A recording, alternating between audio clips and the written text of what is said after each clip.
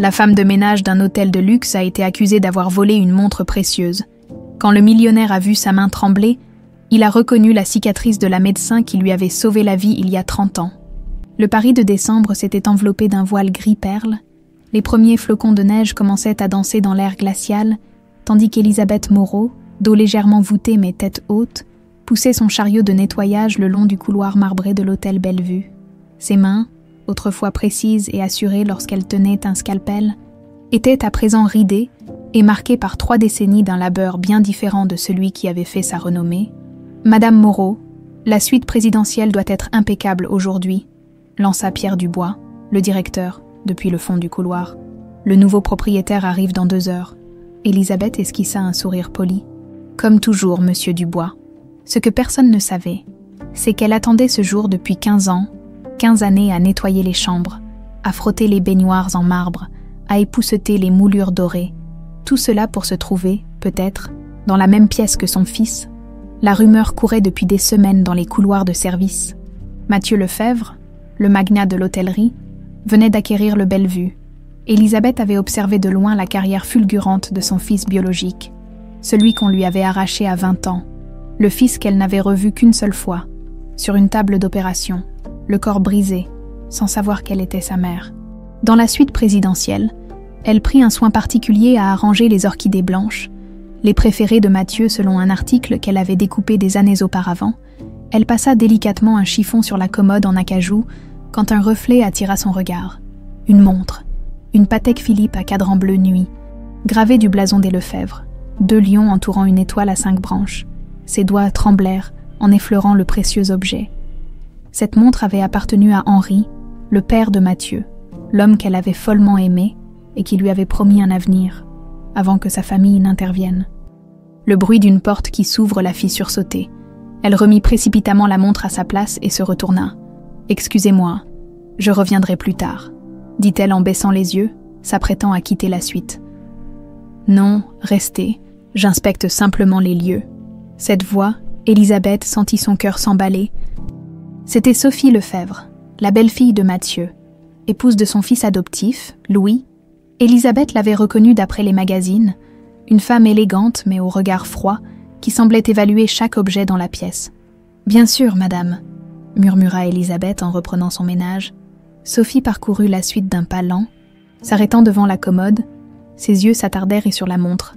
Quand elle fut certaine qu'Elisabeth avait le dos tourné, elle glissa discrètement l'objet dans son sac à main. 3 heures plus tard, un tumulte inhabituel agitait le hall d'entrée de l'hôtel. Elisabeth, qui nettoyait les miroirs dorés, et entendit la voix de Pierre Dubois, anormalement aiguë. « Monsieur Lefebvre, je vous assure que nous allons retrouver votre montre. C'est inadmissible. » Elisabeth se figea. Au centre du hall se tenait Mathieu Lefebvre, grand, distingué, le visage sévère mais empreint d'une mélancolie qu'Elisabeth reconnaissait, la même qu'elle voyait chaque matin dans son propre miroir. « Cette montre est irremplaçable, » déclara-t-il d'une voix où perçait une émotion contenue. « Elle appartenait à mon père. » Pierre Dubois, le front luisant de sueur, claqua des doigts en direction du chef de la sécurité, vérifiait les caméras et rassemblait tout le personnel qui a eu accès à la suite présidentielle aujourd'hui, en quelques minutes. 5 employés, dont Elisabeth, furent alignés dans le hall sous les regards curieux des clients. Le chef de la sécurité s'approcha, tablette à la main. « Les caméras montrent que ces personnes sont les seules à être entrées dans la suite depuis ce matin », expliqua-t-il. « Mais il y a un angle mort près de la commode où se trouvait la montre. » Pierre Dubois bomba le torse, sa voix devenant théâtrale. « Nous allons devoir vérifier vos effets personnels. C'est la procédure. » L'humiliation commença. Chaque employé dut ouvrir son casier, son sac, retourner ses poches. Lorsque vint le tour d'Elisabeth, elle se tint droite, digne. Mais ses mains tremblaient légèrement. « Vos mains !»« Madame !» ordonna le chef de sécurité. Elisabeth tendit ses mains ridées, révélant une cicatrice en forme de croissant de lune sur sa main droite. Une marque qu'elle s'était faite 30 ans plus tôt, pendant les 12 heures de chirurgie pour sauver un jeune homme, son propre fils, Mathieu, qui observait la scène avec un malaise grandissant, sentit un frisson parcourir son échine. Cette cicatrice, dans ses cauchemars récurrents, des mains portant cette même marque ajustèrent sa perfusion, l'arrachaient à la mort. « Arrêtez !» intervint-il soudain. s'approchant d'Élisabeth. Cette dame n'a rien à voir avec ça. Leurs regards se croisèrent enfin. Élisabeth vit dans les yeux de son fils cette même nuance de vert doré qu'elle avait tant chérie chez Henri. « Comment vous appelez-vous » demanda Mathieu, une étrange familiarité dans la voix. « Élisabeth Moreau, monsieur » répondit-elle doucement. Mathieu fronça les sourcils, comme si ce nom éveillait un lointain souvenir. Il allait parler quand Sophie apparut à l'entrée du hall. « Mathieu, chéri, que se passe-t-il » demanda-t-elle, son visage un masque parfait d'innocence inquiète. « Ma montre a disparu » répondit-il sans quitter Élisabeth des yeux. Sophie s'approcha, le sac fermement serré contre elle. « Quelle horreur ! Tu es sûre de l'avoir laissé dans la chambre ?» Le téléphone de Pierre Dubois sonna. Après un bref échange, son visage s'éclaira. « Monsieur Lefebvre, j'ai une excellente nouvelle. Votre chauffeur vient d'appeler. Votre montre est tombée dans la voiture ce matin. » Le soulagement se répandit dans le hall. Les employés furent renvoyés à leur poste avec des excuses embarrassées. Tous, sauf Élisabeth, que Mathieu retint d'un geste. « Madame Moreau, cette cicatrice, commença-t-il. Élisabeth sentit son cœur s'arrêter. « Un accident de travail, il y a longtemps, » murmura-t-elle. « Vous me rappelez quelqu'un » insista Mathieu. Sophie s'interposa gracieusement. « Mathieu, Nicolas Mercier t'attend pour la réunion d'acquisition. Tu es déjà en retard. » Mathieu acquiesça à contre-cœur. « Nous nous reverrons, Madame Moreau, » dit-il, avant de suivre Sophie. Dans l'ombre d'une colonne, un homme observait attentivement la scène. Grand, élégant, la quarantaine, il fixait intensément Élisabeth. Personne n'aurait pu deviner que sous l'identité de Nicolas Mercier se cachait Philippe, le fils d'Élisabeth, celui que tous croyaient mort depuis des années. « Maman, » murmura-t-il pour lui-même, « qu'est-ce que tu caches, cette nuit-là » Dans sa suite du Bellevue, Mathieu se réveilla en sursaut, le corps couvert de sueur froide. Toujours le même rêve, la pluie battante sur le pare-brise, le crissement des pneus, l'impact violent, puis cette femme en blouse blanche penchée sur lui, ses mains couvertes de sang, son sang à lui, mêlé au sien à elle, et cette cicatrice, se croissant de l'une sur sa main droite. « Bon sang » murmura-t-il, en se levant pour se servir un verre d'eau. Il s'approcha de la fenêtre. Paris dormait sous un ciel d'encre. Machinalement, sa main chercha le médaillon qu'il portait toujours autour du cou, un Saint-Luc en argent brossé. Seul souvenir de sa mère biologique selon ce qu'on lui avait dit, le téléphone vibra sur la table de nuit.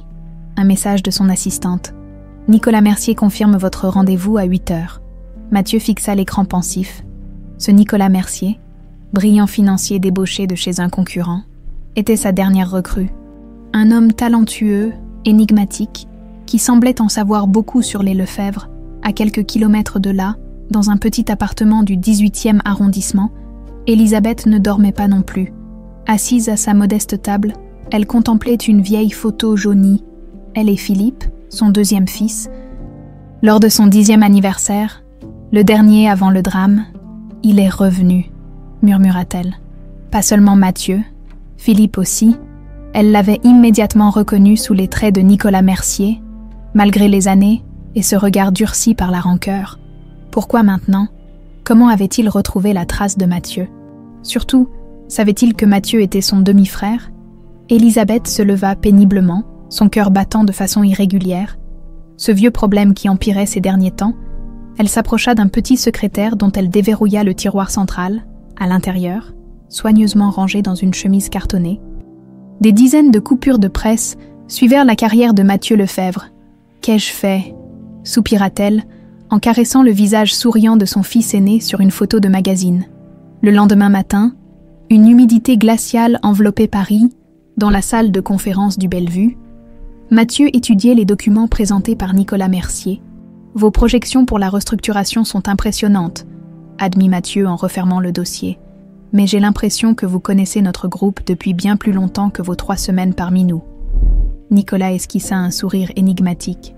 « Disons que j'ai toujours suivi de près la famille Lefebvre. » Mathieu l'observa attentivement. Quelque chose chez cet homme le mettait mal à l'aise. Une familiarité qu'il ne s'expliquait pas. « Ce médaillon » remarqua soudain Nicolas en désignant le pendentif de Mathieu, visible par son col entrouvert. « Il est peu commun. » Mathieu porta instinctivement la main à son cou. Un héritage familial. Saint-Luc, n'est-ce pas? Le patron des médecins? Avant que Mathieu ne puisse répondre, la porte s'ouvrit sur Sophie. « Pardon de vous interrompre », dit-elle avec un sourire calculé. « Mathieu, j'ai besoin de ton avis sur les arrangements pour la réception de vendredi. » Nicolas se leva, courtois. Nous avions terminé de toute façon, alors qu'il quittait la pièce. Sophie le suivit du regard, intriguée. Quand la porte se referma, elle se tourna vers Mathieu. « Il y a quelque chose d'étrange chez ce Nicolas, » dit-elle. « Tu devrais être prudent. » Mathieu balaya l'avertissement d'un geste. « C'est exactement ce genre de talent dont nous avons besoin pour l'expansion. »« Tu as d'autres priorités ?»« Je crois, » insista Sophie. « Le dossier de cette femme de ménage, par exemple, j'ai fait quelques recherches. » Elle lui tendit une mince chemise.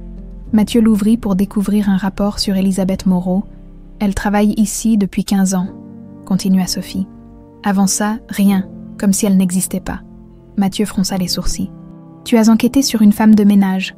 J'ai vu comment tu la regardais hier, cette façon dont tu as interrompu la fouille. » Sophie posa une main sur son bras. « Je m'inquiète juste pour toi, tu semblais troublée. Dans les couloirs de service, Elisabeth poussait son chariot lorsqu'elle aperçut une silhouette familière qui s'avançait vers elle. Son cœur fit un bond. « Philippe, non, Nicolas Mercier maintenant. » Il la dépassa sans un regard, mais ralentit imperceptiblement à sa hauteur. « 17 rue Lamarque, ce soir, 19h, » murmura-t-il sans s'arrêter ni la regarder. Elisabeth s'appuya contre le mur. Soudain étourdie, son fils voulait la voir. Après toutes ces années de silence forcé, son corps entier tremblait.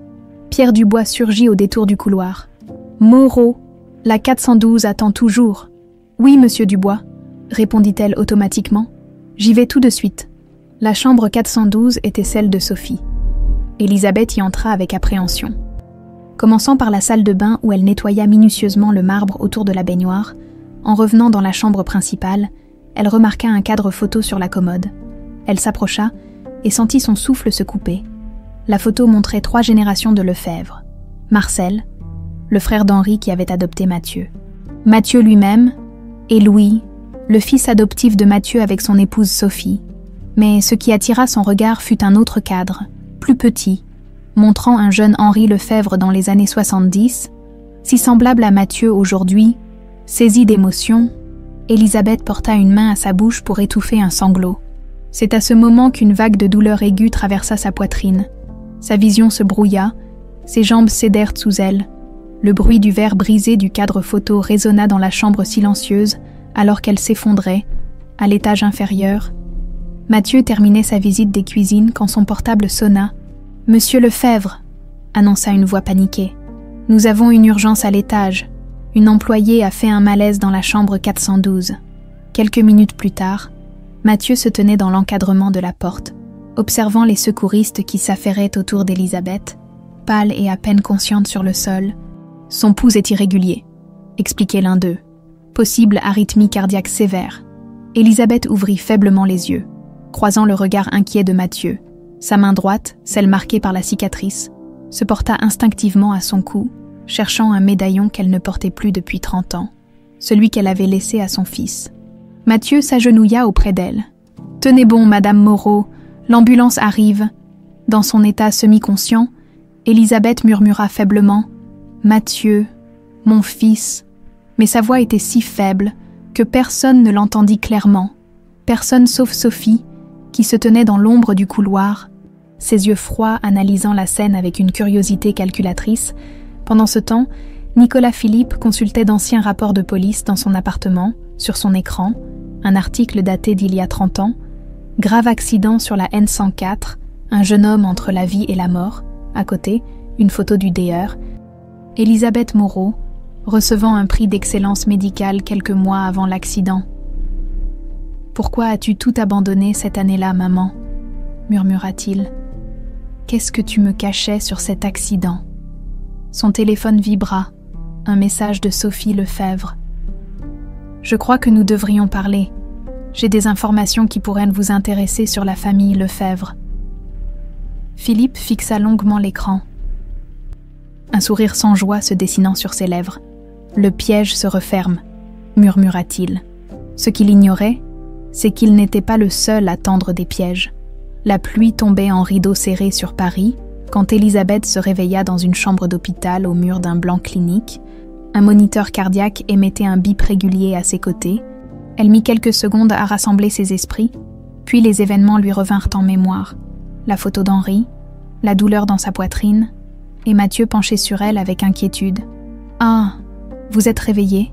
dit une infirmière en entrant. « Comment vous sentez-vous ?»« Mieux », répondit Elisabeth d'une voix rauque. « Quelle heure est-il ?»« Presque 18 heures. Vous avez eu beaucoup de chance, Madame Moreau. Votre arythmie aurait pu être fatale sans intervention rapide. » Elisabeth essaya de se redresser. « Je dois sortir. J'ai un rendez-vous important. » L'infirmière secoua la tête. « Impossible. Le docteur veut vous garder en observation pour la nuit. » « Au minimum. » Elisabeth ferma les yeux. Philippe l'attendrait en vain. Après toutes ces années de séparation forcée, manquer cette occasion lui semblait insupportable. La porte de la chambre s'ouvrit à nouveau. Au lieu de l'infirmière, c'était Mathieu Lefebvre qui se tenait dans l'embrasure, une expression indéchiffrable sur le visage. « Je peux entrer ?» demanda-t-il poliment.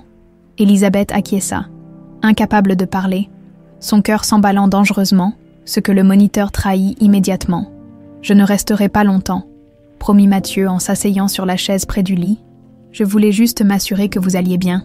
C'est très aimable à vous. » « Monsieur... » Mathieu l'observa un moment en silence. « Vous savez, je n'arrive pas à me défaire de cette impression que nous nous sommes déjà rencontrés. » Elisabeth détourna le regard vers la fenêtre. « Je travaille au Bellevue depuis 15 ans. Peut-être m'avez-vous aperçu lors d'une visite précédente. »« Non. C'est plus ancien. » Mathieu porta distraitement la main à son médaillon. « Quand ils vous ont emmené, vous avez murmuré quelque chose. » Elisabeth sentit une sueur froide lui parcourir l'échine. Qu'avait-elle dit dans son état semi-conscient? Les médicaments, sans doute. Improvisa-t-elle. « Je ne me souviens de rien. » Mathieu sembla accepter cette explication. Il se leva, hésita, puis sortit une carte de visite qu'il posa sur la table de chevet. « Si vous avez besoin de quoi que ce soit, n'hésitez pas. Tous vos frais médicaux sont pris en charge, bien entendu. » Lorsqu'il fut parti, Elisabeth s'autorisa enfin à laisser couler ses larmes, son fils, si proche et pourtant inaccessible. Pendant ce temps, dans un café discret du Marais, Sophie Lefebvre sirotait un verre de vin blanc en attendant Nicolas Mercier. Quand il arriva enfin, son visage était fermé. « Merci d'avoir accepté cette rencontre », dit Sophie avec un sourire calculé. Philippe prit place en face d'elle. « Venons-en au fait. Quelles sont ces informations que vous prétendez détenir ?» Sophie sortit un dossier de son sac. « Je sais qui vous êtes. Philippe Moreau. » Le visage de Philippe resta impassible, mais ses yeux se durcirent. « Continuez. Je sais aussi que votre mère, Elisabeth Moreau, n'est pas qu'une simple femme de ménage. Elle était chirurgienne cardiaque, l'une des meilleures de France. » Sophie fit glisser une coupure de journal jauni, jusqu'à ce qu'elle abandonne sa carrière, du jour au lendemain, il y a 30 ans. « Et en quoi cela vous intéresse-t-il » Sophie se pencha en avant, parce que c'est exactement à cette période que Mathieu a eu son fameux accident, celui dont il ne se souvient que par bribes, à travers des cauchemars. Elle marqua une pause. Un accident causé par un conducteur qui a pris la fuite et n'a jamais été retrouvé. Philippe resta silencieux, son esprit tournant à toute vitesse. Sa mère lui avait fait promettre de quitter la France après cet accident dont elle n'avait jamais voulu lui révéler les détails. Elle avait annoncé sa mort, l'avait fait disparaître. Pourquoi ? Ce que je ne comprends pas, poursuivit Sophie. C'est pourquoi la brillante DR, Moreau, s'est exilée dans l'anonymat, effaçant toute trace de son fils. Pour finir femme de ménage dans un hôtel appartenant aux Lefebvre, Sophie but une gorgée de vin. Ou devrais-je dire, pour se rapprocher discrètement de Mathieu Lefebvre, « Que voulez-vous exactement ?» demanda Philippe, la voix tendue. « La même chose que vous, j'imagine, justice. Ou vengeance. » Sophie sourit. « Les Lefebvre ont bâti leur empire sur des secrets inavouables. Je peux vous aider à les déterrer. En échange de quoi ? Protection et garantie ? J'ai quelques problèmes financiers et je veux ma part quand vous prendrez le contrôle. » Philippe la considéra froidement. « Je vais y réfléchir. Ne réfléchissez pas trop longtemps. Mathieu commence déjà à s'intéresser de près à votre mère. » À l'hôpital, Elisabeth dormait d'un sommeil agité. Au même moment, dans la suite présidentielle du Bellevue, Mathieu fixait le plafond, son médaillon serré dans sa main. Pourquoi cette femme de ménage le troublait-elle autant ? Pourquoi son subconscient associait-il sans cesse cette cicatrice au pire moment de sa vie? À l'aube, il prit une décision sur son ordinateur. Il ouvrit le dossier que Sophie lui avait remis sur Elisabeth Moreau, trop mince, trop vague, comme si quelqu'un avait soigneusement effacé son passé. Mathieu saisit son téléphone. « Jean, c'est moi. J'ai besoin que tu creuses sur quelqu'un. Elisabeth Moreau, environ 70-75 ans. Je veux tout savoir sur elle avant son arrivée au Bellevue, il y a 15 ans, 3 heures plus tard. » Alors qu'Elisabeth préparait sa sortie de l'hôpital contre l'avis des médecins, Philippe se tenait devant la porte de son appartement rue Lamarque. Il utilisa la clé de secours cachée sous le paillasson. Toujours au même endroit après toutes ces années, l'appartement était modeste mais impeccable. Des livres de médecine remplissaient encore une petite bibliothèque, sur une étagère, des photos de lui enfant, mais ce qui attira son attention fut une porte entr'ouverte, donnant sur ce qui semblait être un débarras. À l'intérieur, Philippe découvrit ce qui ressemblait à un sanctuaire. Des dizaines de coupures de presse soigneusement classées par date retracèrent la carrière de Mathieu Lefebvre. Des photos prises de loin le montraient à différentes étapes de sa vie. Inauguration d'hôtel, gala de charité, mariage, sur un petit hôtel improvisé, une bougie éteinte et un cadre contenant le faire-part de naissance de Mathieu, daté d'il y a 55 ans. « Qu'est-ce que ça signifie » murmura Philippe. Choqué, en fouillant davantage, il trouva une boîte verrouillée sous le petit autel. La serrure céda facilement. À l'intérieur, des lettres jaunies par le temps. La première qu'il ouvrit commençait par « Ma chère Elisabeth » et était signée « Toujours à toi, Henri Lefebvre, le frère de Marcel Lefebvre, père adoptif de Mathieu. » « Impossible » souffla Philippe en laissant tomber la lettre. Au même moment, au Bellevue, Simone, une jeune femme de chambre, observait discrètement Sophie qui fouillait l'armoire du personnel réservé à Elisabeth. En sortant rapidement, Sophie ne remarqua pas Simone cachée derrière un chariot de linge. Tremblante, Simone s'approcha de l'armoire entr'ouvert. À l'intérieur, bien en évidence sur l'étagère du haut, se trouvait maintenant un objet qui n'y était pas auparavant. La montre Patek Philippe de Mathieu Lefebvre. Quelques étages plus haut, Mathieu recevait un appel de son enquêteur. « J'ai quelque chose d'intéressant sur votre Elisabeth Moreau », annonça Jean. Avant de disparaître des radars, elle était connue comme le Doller, Elisabeth Moreau, chirurgienne cardiaque renommée. Et devinez quoi? C'est elle qui vous a opéré après votre accident il y a 30 ans, 12 heures de chirurgie, un miracle, selon les rapports de l'époque. Mathieu sentit un frisson parcourir son échine. Continue. Et voici le plus étrange. 6 mois après votre accident, elle a tout abandonné. Sa carrière, sa réputation, elle a vendu sa maison, fait don de presque toute sa fortune à des œuvres caritatives et a disparu. Ah, et elle avait un fils, Philippe, décédé apparemment dans un accident à l'étranger cette même année. Mathieu porta la main à son médaillon. Ce Saint-Luc, patron des médecins, pourquoi ne l'avait-il jamais ouvert complètement? Merci, Jean. Envoie-moi tout ce que tu as. Il raccrocha, prit le médaillon entre ses doigts et chercha une ouverture qu'il n'avait jamais remarquée auparavant. Le métal résista puis céda soudain, révélant une minuscule inscription gravée à l'intérieur. « La vérité te libérera, mon fils. E.M. Elisabeth Moreau. » Chapitre 4. Investigation parallèle. La pluie redoublait d'intensité lorsque Philippe quitta l'appartement de sa mère, l'esprit en ébullition. Les lettres découvertes dans la boîte cachée racontaient une histoire qu'il n'aurait jamais imaginée. Une passion entre sa mère et Henri Lefebvre, des promesses d'avenir, puis l'intervention brutale de la famille Lefebvre pour séparer les amants. Une lettre en particulier l'avait bouleversée, datée de 25 ans avant sa propre naissance. « Ma chère Elisabeth, ils m'ont forcé à renoncer à toi et à notre enfant. Marcel va élever notre fils comme le sien. Je t'en supplie, ne cherche pas à nous retrouver. Il te détruirait, un jour. Je te promets que nous serons réunis, tous les trois, avec tout mon amour. Henri. » Un fils, murmura Philippe en marchant sous la pluie battante. Mathieu serait mon demi-frère. Cette révélation changeait tout. Sa quête de vengeance contre la famille Lefebvre, minutieusement orchestrée pendant des années, prenait une dimension nouvelle, terrifiante. Avait-il infiltré l'empire Lefebvre pour détruire son propre sang? Pendant ce temps, Mathieu, assis dans sa voiture devant l'hôpital, contemplait son médaillon ouvert, l'inscription EM, brûlant dans son esprit comme un tison ardent. Les pièces du puzzle s'assemblaient, révélant une image troublante. « Au CHU Saint-Antoine, s'il vous plaît », ordonna-t-il à son chauffeur. L'hôpital Saint-Antoine n'avait pas beaucoup changé en 30 ans, guidé par une intuition tenace. Mathieu se dirigea vers le service des archives. Une femme d'un certain âge leva les yeux de son ordinateur. « Je peux vous aider, j'espère », répondit Mathieu. « Je recherche des informations sur une intervention chirurgicale réalisée ici il y a 30 ans. Le DEUR Elisabeth Moreau a opéré un jeune homme après un grave accident de voiture. Ce jeune homme, c'était moi. » La femme le dévisagea. « Les dossiers médicaux sont confidentiels, monsieur. Lefebvre, Mathieu Lefebvre. » Il sortit sa carte d'identité. « Il s'agit de mon propre dossier. » La mention du nom Lefebvre fit son effet. « Je vais voir ce que je peux trouver, » dit-elle en se levant. Pendant que Mathieu attendait, une infirmière âgée s'approcha, intriguée. « Excusez-moi, » dit-elle avec hésitation. « J'ai entendu que vous parliez du DEUR, Moreau. J'ai travaillé avec elle à l'époque. » « Vraiment ?»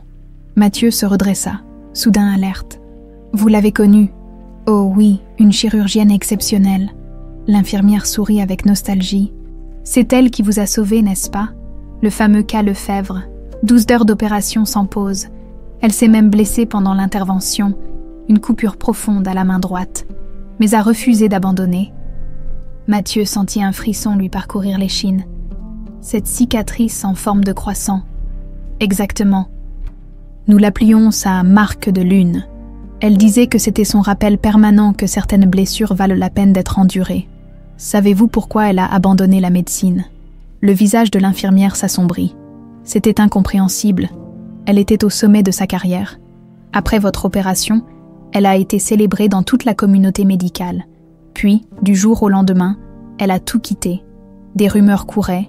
Certains disaient que c'était lié à la mort de son fils à l'étranger. Mais, pressa Mathieu, je n'ai jamais cru à cette histoire. Elisabeth parlait toujours de ses enfants. Au pluriel. Une fois, elle a laissé échapper qu'elle avait 2 fils, pas un seul.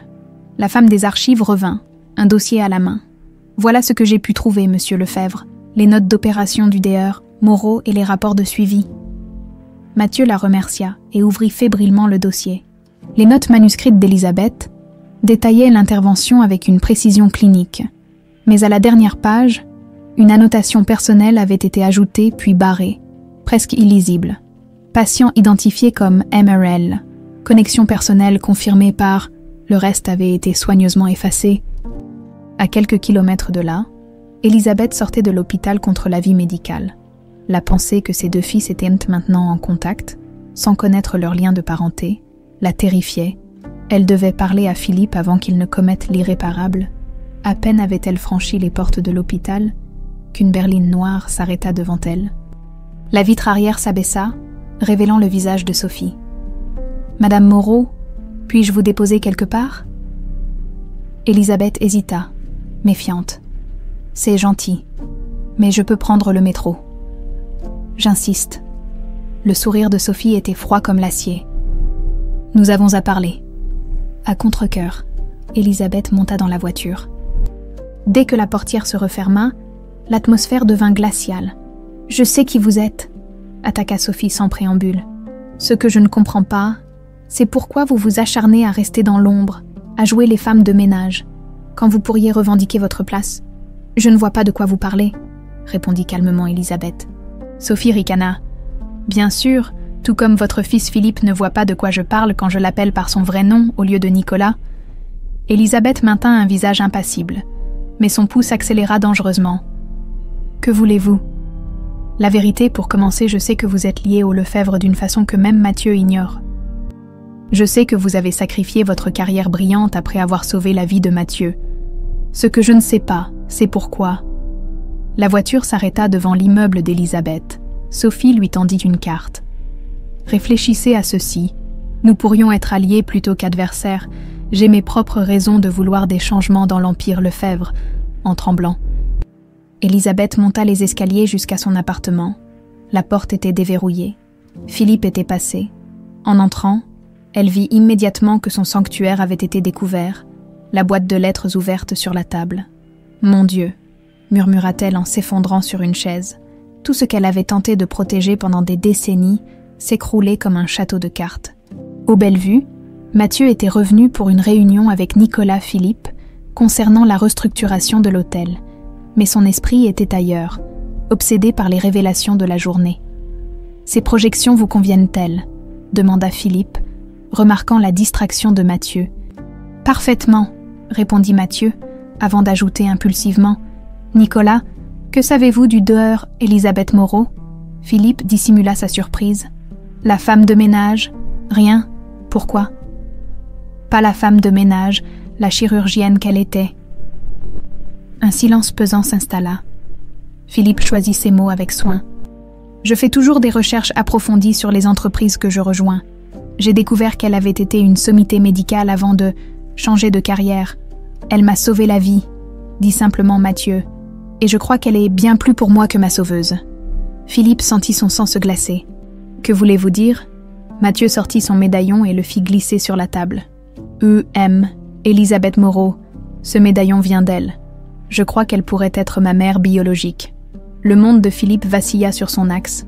Mathieu ne savait pas encore toute la vérité, mais il s'en approchait dangereusement. « Une théorie intéressante, » dit-il avec un calme forcé. « Avez-vous des preuves ? » « Pas encore, mais je compte bien les trouver. » Mathieu reprit son médaillon. « Ma famille adoptive m'a toujours caché des choses sur mes origines. Il est temps que la vérité éclate. » Après la réunion, Philippe s'isola dans les toilettes. Le souffle court, presque en état de choc, son téléphone vibra. Un message de Sophie. « Retrouvez-moi ce soir au Plaza. J'ai les documents que vous cherchez sur les Lefebvre. » Dans les couloirs de service, Simone, la jeune femme de chambre, hésitait. Elle avait vu Sophie placer la montre dans l'armoire d'Elisabeth. Devait-elle parler ? À qui ? Son emploi ? Son visa de travail ? Tout dépendait des Lefebvre. Finalement, elle prit son courage à deux mains et frappa à la porte du bureau de Pierre Dubois. Sans réponse, elle entr'ouvrit la porte et se figea. Sophie et Dubois étaient en grande conversation. « Elle sera parfaite comme bouc émissaire », disait Sophie. Une vieille femme de ménage avec un passé mystérieux, qui d'autre pourrait avoir volé la montre. Simone recula silencieusement, terrifiée. Elle venait de comprendre qu'Elisabeth était piégée dans une machination dont elle ignorait tout. La nuit était tombée sur Paris quand Mathieu gara sa voiture devant le modeste immeuble d'Elisabeth rue Lamarck. La pluie avait cessé, laissant derrière elle une bruine légère qui dansait dans les halos des réverbères. Il resta un moment immobile, fixant l'adresse notée sur le papier qu'il tenait. C'était bien ici que vivait la femme qu'il avait sauvée il y a 30 ans, celle qui, peut-être, l'avait mise au monde. Son téléphone sonna. Sophie encore. Il rejeta l'appel, depuis quelques jours. Elle semblait anormalement préoccupée par ses faits et gestes, multipliant les questions sur ses recherches. Il avait besoin d'espace, de clarté. Il éteignit son téléphone. L'immeuble n'avait pas d'ascenseur. Mathieu grimpa les 5 étages. S'arrêtant un instant devant la porte défraîchie portant le nom E. Moreau sur une étiquette jaunie, il s'apprêtait à frapper quand il remarqua que la porte était entr'ouverte. « Madame Moreau » appela-t-il doucement en poussant la porte. Pas de réponse. L'appartement était silencieux, plongé dans la pénombre.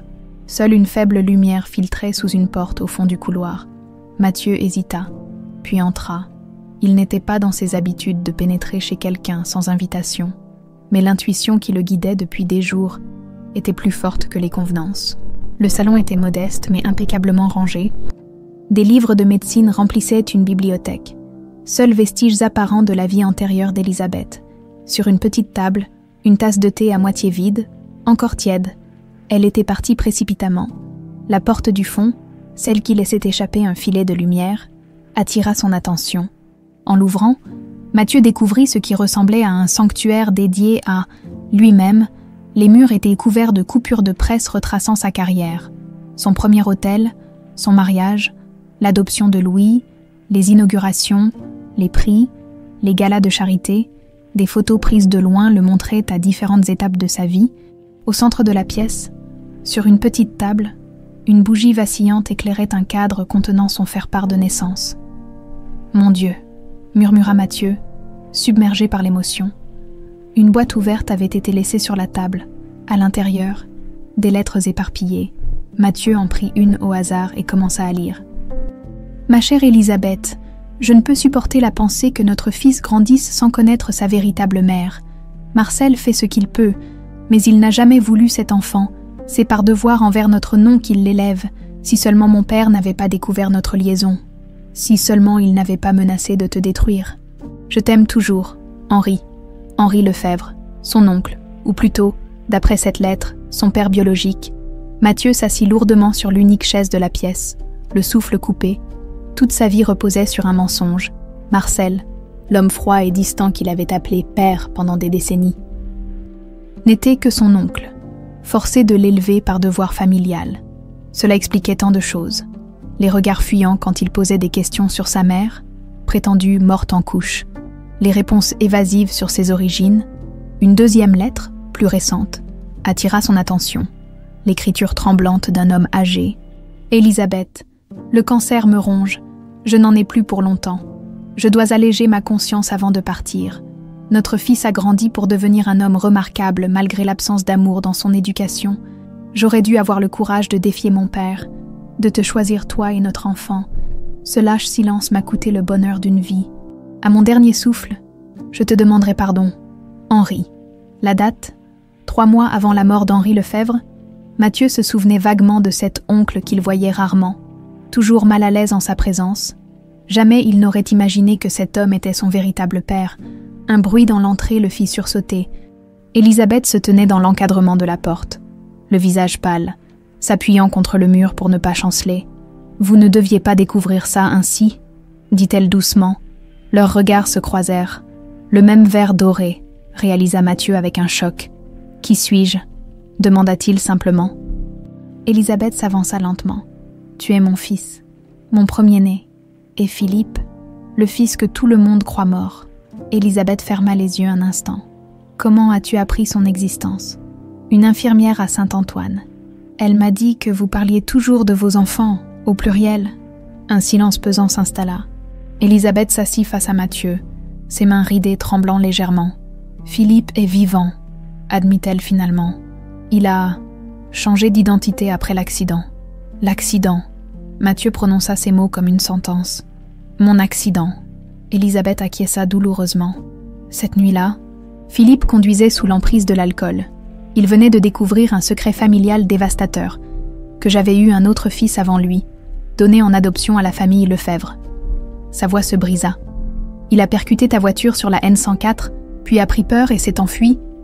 Mathieu se raidit.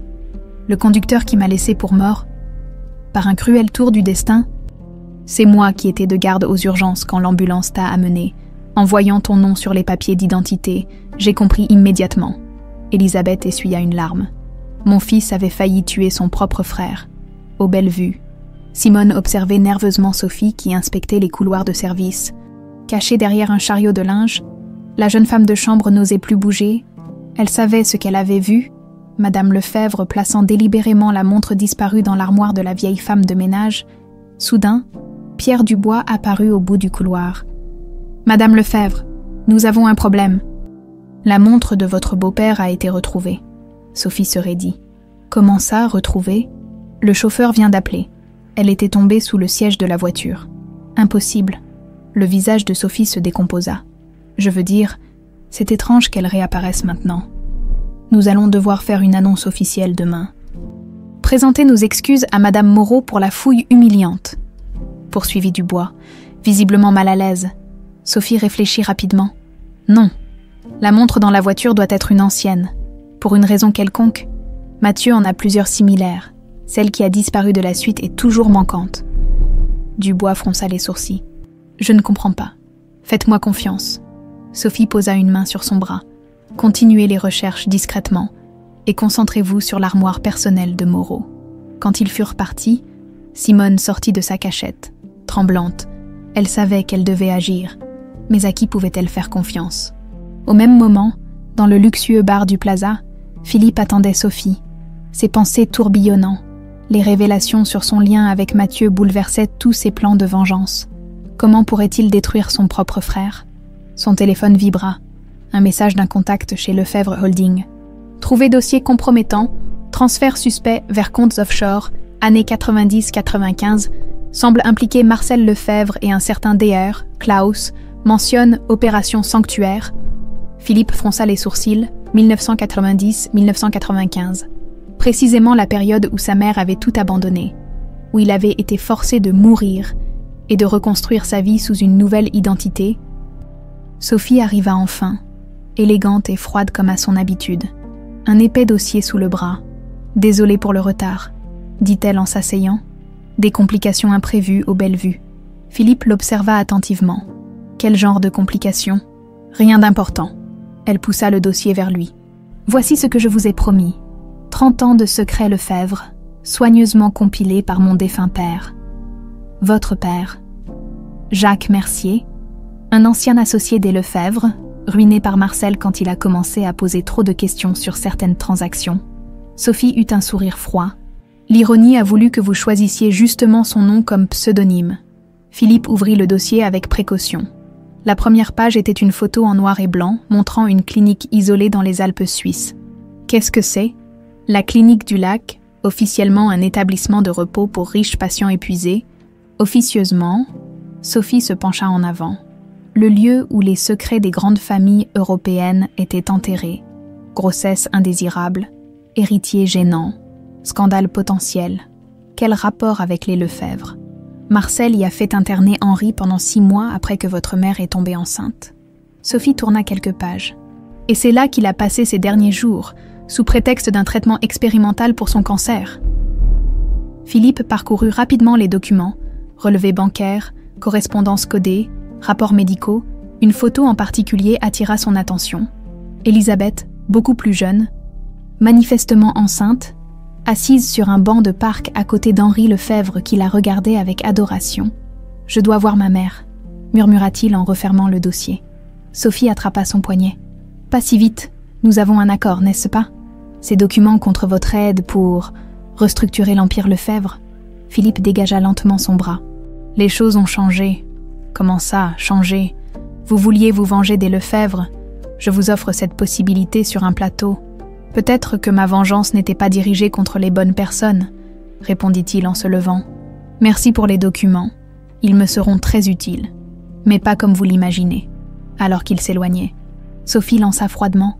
Vous ne savez pas dans quoi vous vous embarquez, Philippe, ou devrais-je dire, Nicolas ? Les Lefebvre protègent leurs secrets avec férocité. Demandez à votre mère ce qui arrive à ceux qui les menacent. Dans le petit appartement rue Lamarck, Elisabeth et Mathieu se faisaient face dans un silence chargé d'émotions contradictoires. Le sanctuaire, témoignage de 30 années d'amour silencieux et de surveillance à distance, se dressait entre eux comme une confession visuelle. « Explique-moi tout », dit finalement Mathieu, sa voix trahissant un mélange de colère et de supplication. Depuis le début, Elisabeth inspira profondément. L'heure de vérité qu'elle avait tant redoutée était enfin arrivée. « J'avais 20 ans quand j'ai rencontré Henri Lefebvre. » Commença-t-elle. « J'étais étudiante en médecine, serveuse le soir pour payer mes études. Il venait souvent au café où je travaillais. » Un sourire triste illumina brièvement son visage. Mina. Il était différent des autres hommes riches, gentils, attentifs, jamais condescendants. Elle se leva péniblement pour prendre une photo sur l'étagère. Elle et Henri, jeunes et amoureux. Quand je suis tombée enceinte, Henri était fou de joie. Il voulait m'épouser, reconnaître l'enfant. Mais son père, ton grand-père Albert Lefebvre, a tout découvert. Sa voix se durcit. Il m'a convoquée dans son bureau, m'a offert une somme d'argent pour disparaître. Quand j'ai refusé, il a menacé de détruire ma carrière médicale avant même qu'elle ne commence, de faire interner Henri dans une clinique suisse. Mathieu serra les poings. Et tu as cédé. J'ai résisté au début, mais Henri a été envoyé de force dans cette clinique, soi-disant pour dépression. Quand j'ai accouché, Albert est venu à l'hôpital avec Marcel et des avocats. Ils m'ont forcé à signer des papiers d'abandon. Des larmes coulaient maintenant sur ses joues ridées. Ils t'ont arraché de mes bras, Mathieu, mon bébé, mon petit garçon. Mathieu sentit sa gorge se nouer. Et le médaillon, je l'ai glissé dans tes langes avant qu'il ne t'emmène. Saint-Luc, patron des médecins, pour que tu saches d'où tu venais vraiment, j'avais gravé l'inscription à l'intérieur, espérant qu'un jour, un sanglot l'interrompit. Mathieu, malgré sa colère, tendit instinctivement la main vers elle. L'argent qu'ils m'ont donné, Je l'ai utilisé pour terminer mes études, devenir la meilleure chirurgienne possible. C'était ma façon de me battre, de leur prouver qu'ils ne m'avaient pas brisée. Élisabeth essuya ses larmes. Puis j'ai rencontré le père de Philippe, un homme bon qui est mort avant la naissance de son fils. J'ai reconstruit ma vie, mais je n'ai jamais cessé de penser à toi. Et l'accident. Élisabeth ferma les yeux, revivant cette nuit fatidique. Philippe avait trouvé de vieilles lettres d'Henri, découvert l'existence d'un demi-frère. Il était bouleversé, en colère. Il a bu, puis a pris la voiture, malgré mes supplications. Sa voix se brisa. Quand les ambulanciers t'ont amené aux urgences et que j'ai vu ton nom sur la fiche d'admission, j'ai cru mourir. Mon fils avait failli tuer son frère pendant ce temps. Au Bellevue, Simone se glissait furtivement dans la suite présidentielle. Après avoir entendu la conversation entre Sophie et Pierre Dubois, elle avait pris une décision. La vieille dame ne méritait pas d'être piégée. Avec des mains tremblantes, elle sortit son téléphone et commença à filmer l'armoire d'Élisabeth qu'elle ouvrit délicatement. La montre Patek Philippe était là, bien en évidence, comme Sophie l'avait placée. « Je te tiens », murmura Simone. Un bruit de pas dans le couloir la fit sursauter. Elle referma précipitamment l'armoire et se cacha derrière un chariot de linge. Sophie passa devant elle sans la voir, accompagnée d'un homme en costume sombre. « L'enquête progresse, Madame Lefebvre », disait l'homme. « Nous avons surveillé les mouvements de Nicolas Mercier comme vous l'avez demandé. Il s'est rendu au Plaza pour vous rencontrer, puis directement chez Élisabeth Moreau. Il y est toujours. » Sophie s'arrêta net. « Mercier est chez la vieille femme. En ce moment même. »« Oui, madame. Et il y a autre chose. Monsieur Lefebvre y est également. » Le visage de Sophie se durcit. Les trois ensemble. Ce n'était pas prévu. Elle sortit son téléphone. « Accélérez le plan. Je veux que la police trouve cette montre dans l'armoire de Moreau demain matin. » Pas après-demain. Une fois qu'ils furent éloignés, Simone s'extirpa de sa cachette, le cœur battant à tout rompre. Elle devait agir vite, dans l'appartement d'Élisabeth. La confession continuait, chaque révélation plus douloureuse que la précédente. Après 12 heures d'opération pour te sauver, j'ai compris que je ne pouvais plus vivre dans le mensonge, expliquait Élisabeth. J'ai confronté Philippe avec la vérité. Il était dévasté, rongé par la culpabilité. Ensemble, nous avons décidé qu'il devait disparaître, commencer une nouvelle vie loin d'ici. Pourquoi ne pas m'avoir dit la vérité ? À moi aussi, demanda Mathieu, la voix rauque d'émotion. Tu venais à peine de survivre à un traumatisme physique terrible. Comment aurais-je pu t'infliger un traumatisme émotionnel en plus ? Te dire que ton propre frère t'avait renversé, que la famille qui t'avait élevé t'avait menti toute ta vie. Élisabeth secoua la tête. J'ai choisi de disparaître aussi, de tout abandonner pour faire pénitence. La sonnette de l'appartement retentit soudain, les faisant sursauter tous les deux. Élisabeth se leva avec difficulté pour aller ouvrir. Quelques instants plus tard, Philippe entrait dans le sanctuaire. Le temps sembla se figer lorsque les deux frères se retrouvèrent face à face. Conscients pour la première fois de leur lien de sang, même taille, même port de tête, même regard, l'héritage d'Henri Lefebvre. Tu sais, dit simplement Philippe à Mathieu. Ce n'était pas une question. Mathieu acquiesça lentement. Comment as-tu découvert ? Demanda Élisabeth à Philippe. Les lettres. Puis Sophie Lefebvre. Elle possède un dossier complet sur la famille, des secrets accumulés par son père. Mathieu se raidit. Sophie, qu'est-ce qu'elle vient faire là-dedans ? Philippe lui tendit le dossier qu'il avait apporté. Elle cherche à se venger des Lefebvre, son père. Jacques Mercier était un associé de Marcel qui a été ruiné quand il a commencé à poser trop de questions sur certaines transactions liées à une clinique suisse. Mathieu parcourut rapidement les documents, son visage s'assombrissant. La clinique du Lac, les mêmes sommes apparaissent dans les registres de la fondation familiale. C'était plus qu'une clinique, expliqua Philippe. C'était un lieu où les riches familles européennes enterraient leurs scandales, grossesses indésirables, héritiers gênants. Henri y a été interné pendant 6 mois après que grand-père a découvert sa relation avec maman, murmura Mathieu. Et il y est retourné pour mourir, 30 ans plus tard, ajouta Philippe.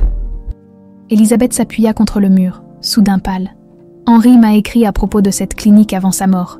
Il disait qu'il devait me révéler quelque chose d'important concernant cet endroit. Mais il est décédé avant notre rendez-vous. » Un silence pesant s'installa. 3 personnes liées par le sang et séparées par des décennies de mensonges se regardaient. Tentant d'absorber la magnitude des révélations, la sonnette retentit à nouveau, stridente et insistante cette fois. « Qui peut bien ?» commença Elisabeth en se dirigeant vers la porte. Dans l'entrée se tenait Simone, la jeune femme de chambre du Bellevue, essoufflée et terrorisée. « Madame Moreau, haleta-t-elle. Vous êtes en danger. Madame Lefebvre a placé la montre de monsieur dans votre armoire et va appeler la police demain matin. » Mathieu apparut derrière Elisabeth. « Simone, que faites-vous ici, monsieur Lefebvre ?» La jeune femme sursauta. « J'ai tout vu, votre femme. Elle veut piéger Madame Moreau. J'ai filmé la preuve avec mon téléphone. » Au même moment, le portable de Philippe sonna. En voyant le numéro, son visage se durcit. « Sophie, » dit-il en décrochant et mettant le haut-parleur. « Nicolas, ou devrais-je dire Philippe ?» La voix de Sophie était glaciale. « J'espère que vous profitez de cette touchante réunion de famille. » Un rire sans joie résonna dans l'appareil. « Oui, je sais que vous êtes tous ensemble maintenant. Je vous conseille d'en profiter, car demain à cette heure-ci, votre chère maman sera en garde à vue pour vol. »« C'est terminé, Sophie, » intervint Mathieu. « Nous savons tout pour la montre. » Un bref silence. « Mathieu, tu es là aussi.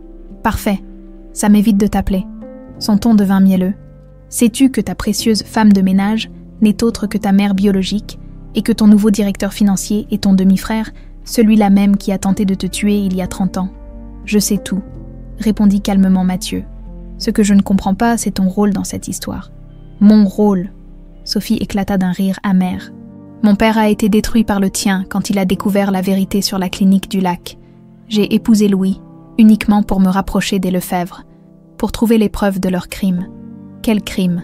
demanda Elisabeth, s'approchant du téléphone. Un silence. Puis, « Demandez donc à votre fils ce qui est arrivé aux autres patients de la clinique du lac. Ceux qui, comme Mathieu, étaient des complications pour de grandes familles. »« Sophie, arrête !» ordonna Mathieu. « Tu n'as pas encore compris, n'est-ce pas ?» poursuivit Sophie. « Pourquoi crois-tu qu'Henri voulait parler à Elisabeth avant sa mort ? Il avait découvert ce que Marcel et votre grand-père faisaient réellement à la clinique. Ce que le docteur Klaus faisait au bébé non désiré. » Elisabeth chancela, soudain en proie à un malaise.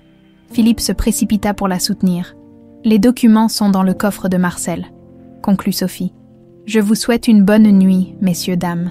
Demain sera une journée mouvementée. » La communication se coupa. Laissant les 4 personnes dans un silence oppressant, « Nous devons aller au manoir familial », décida Mathieu. Ce soir, le coffre dont elle parle se trouve dans le bureau de Marcel. Philippe acquiesça. « Je conduis. » Alors qu'ils aidaient Elisabeth à descendre les escaliers, un orage violent éclata soudain sur Paris. Les éclairs illuminaient le ciel nocturne, rappelant étrangement la nuit de l'accident. 30 ans auparavant, les essuie-glaces luttaient vaillamment contre la pluie torrentielle qui s'abattait sur Paris, dans la voiture filant vers la banlieue ouest. Le silence était aussi lourd que les nuages noirs qui obscurcissaient le ciel nocturne. Philippe, les mains crispées sur le volant, jetait de fréquents coups d'œil dans le rétroviseur vers sa mère, assise à l'arrière avec Mathieu. Simone, visiblement mal à l'aise, était recroquevillée sur le siège passager, serrant son téléphone contenant la preuve contre Sophie. « La dernière fois que j'ai conduit sous une telle pluie, » commença Philippe. La voix serrée. « Ne pense pas à ça, » l'interrompit doucement Elisabeth. « Pas maintenant. » Un éclair déchira le ciel, illuminant pendant une fraction de seconde leurs visages tendus. Le tonnerre gronda presque immédiatement après, vibrant jusque dans leurs os. « L'orage est juste au-dessus de nous, » murmura Mathieu. Dans le petit salon d'un hôtel particulier du 16e arrondissement, Louis Lefebvre, fils adoptif de Mathieu et mari de Sophie, fixait pensivement la tempête à travers les fenêtres, un verre de whisky à la main. Il écoutait distraitement sa femme qui parlait avec animation au téléphone. « Oui, demain matin sans faute, » disait Sophie. La montre est bien en place dans son armoire, avec son casier judiciaire vierge. Elle n'aura aucune explication crédible. Louis se tourna lentement. « À qui parles-tu » Sophie sursauta légèrement, n'ayant pas remarqué qu'il avait raccroché son propre appel. « À personne d'important, une amie, à propos d'une montre. » Louis s'approcha. Son regard soudain inquisiteur. La montre de Mathieu qui aurait été retrouvée dans la voiture. « Tu as mal entendu ?» se défendit Sophie, glissant subrepticement son téléphone dans sa poche. « Je parlais de la montre que j'ai achetée pour ton anniversaire. » Louis la dévisagea longuement. Leur mariage, autrefois passionné, s'était lentement délité au fil des années, mais jamais il n'avait senti une telle distance entre eux. Ces derniers temps, les appels mystérieux se multipliaient, les absences s'allongeaient, les mensonges s'accumulaient. « Tu sais, » dit-il lentement, « j'ai reçu un appel intéressant aujourd'hui. » De la banque. Sophie se raidit imperceptiblement. La banque. Ils voulaient confirmer un transfert de 100 000 € vers un compte à Monaco. Un transfert que tu aurais apparemment autorisé. Une simple formalité pour mes investissements personnels, répondit-elle avec un sourire forcé. Rien d'important. Étrange. Ces investissements dont tu ne m'as jamais parlé. Louis posa son verre et s'approcha d'elle. Tout comme ces rendez-vous avec Nicolas Mercier que tu ne mentionnes jamais. Sophie pâlit légèrement. Comment ? Je ne suis pas stupide, Sophie. Je sais que quelque chose se trame. Il saisit doucement son bras. Si tu as des problèmes, je peux t'aider. Mais pas si tu me mens. Pendant un instant, une ombre de vulnérabilité traversa le regard de Sophie, comme si elle envisageait sincèrement de se confier. Puis son expression se durcit à nouveau. « Tu ne peux pas m'aider, » dit-elle froidement en se dégageant. Personne ne le peut, et crois-moi, moins tu en sais, mieux ce sera pour toi. Sur la route sinueuse menant au manoir Lefebvre, la voiture de Philippe ralentit en approchant des imposantes grilles en fer forgé. « Comment allons-nous entrer ?» demanda-t-il. « Je suppose que le code d'accès a changé depuis l'époque où j'espionnais les Lefebvre. Marcel ne change jamais rien, » répondit Mathieu en se penchant vers le boîtier d'entrée. « 0671940. Date de naissance de mon grand-père. » Les grilles s'ouvrirent silencieusement, révélant une longue allée bordée d'arbres centenaires qui se tordaient sous les assauts du vent. « Je n'ai jamais aimé cet endroit, » murmura Mathieu. Trop de silence, trop de non-dits. Le manoir se dressait au bout de l'allée. Masse sombre et imposante aux nombreuses fenêtres éteintes, seule une lumière brillait encore au premier étage. La chambre de Marcel ? Il est là, dit Mathieu. À 85 ans, il ne sort plus guère de sa chambre. Élisabeth contemplait la demeure avec un mélange de crainte et de colère contenue. C'est ici que tout avait commencé. Dans ce bastion de privilèges, où les Lefebvre avaient décidé de son destin et de celui de son fils. Comment allons-nous procéder ? Demanda Philippe, en garant la voiture à l'écart, sous le couvert des arbres. Simone reste dans la voiture, décida Mathieu. Je connais le code du système d'alarme et l'emplacement du coffre. Nous entrons, prenons les documents et repartons sans que Marcel ne se doute de rien. Et s'il nous entend ? S'inquiéta Élisabeth. Il est pratiquement sourd, répondit Mathieu. Et son aide-soignant ne dort pas sur place le week-end. À pas feutrés, les trois silhouettes se glissèrent sous la pluie battante jusqu'à une entrée latérale. Mathieu composa rapidement un code sur le clavier électronique et la porte se déverrouilla avec un clic discret. L'intérieur du manoir respirait l'opulence et l'histoire. Des portraits de Lefebvre, austères et arrogants, surveillaient le vaste hall d'entrée depuis les murs lambrissés. Mathieu guida sa mère et son frère vers une porte dissimulée dans la boiserie qui menait au bureau de Marcel. La pièce était un sanctuaire d'une autre époque. Bibliothèque en acajou massif, fauteuil en cuir patiné, globe terrestre ancien. Derrière l'imposant bureau trônait un portrait d'Albert Lefebvre, le patriarche qui avait séparé Élisabeth de son fils. « Le coffre est là », chuchota Mathieu en désignant un tableau représentant le premier hôtel Lefebvre. Il le fit pivoter, révélant un coffre-fort à combinaison. « Reste à savoir le code. Essaie sa date de naissance », suggéra Philippe. Mathieu secoua la tête. Trop évident. Marcel est paranoïaque quand il s'agit de ses secrets. Élisabeth s'approcha lentement du coffre, observant attentivement le cadran. « Et c'est 2560. Qu'est-ce que c'est ?» demanda Mathieu, surpris. « La date où tu es né ?» répondit-elle doucement. « Le jour où ils t'ont pris à moi. » Mathieu hésita, puis composa lentement les chiffres. Le coffre émit un déclic et s'ouvrit à l'intérieur. Des dossiers soigneusement étiquetés, des liasses de documents jaunis, quelques bijoux anciens, tout au fond, une épaisse chemise rouge portant la mention « Opération Sanctuaire ». Mathieu la sortit avec précaution et l'ouvrit sur le bureau. Les trois se penchèrent dessus, parcourant les documents à la lueur tamisée d'une lampe de bureau. « Mon Dieu !» souffla Elisabeth, en portant une main à sa bouche. Les documents détaillaient des opérations financières complexes liées à la clinique du lac, des sommes astronomiques versées pour gestion de complications familiales, des rapports cliniques codés mentionnaient des extractions et des placements, une liste de noms d'enfants, accompagnée de sommes et de destinations. Ce n'était pas seulement des adoptions forcées, murmura Mathieu, horrifié. C'était un véritable trafic d'enfants. Regarde, dit Philippe en pointant un nom familier. Dear Klaus, le même que Sophie a mentionné. Un rapport détaillé signé du médecin décrivait froidement les protocoles de sélection appliqués aux nouveau-nés non désirés par les grandes familles. Ceux jugés de qualité supérieure étaient proposés à l'adoption à des prix exorbitants. Les autres, c'est monstrueux, souffla Elisabeth, les larmes aux yeux. Et Marcel était au cœur de tout ça, ajouta Mathieu, le visage défait. Avec mon grand-père, Philippe tournait frénétiquement les pages. Est-ce que tu comprends ce que ça signifie? Tu as eu de la chance. Si Henri n'avait pas convaincu Marcel de t'adopter, un bruit de pas dans le couloir les figea tous les trois. La porte du bureau s'ouvrit lentement, révélant la silhouette voûtée mais imposante de Marcel Lefebvre.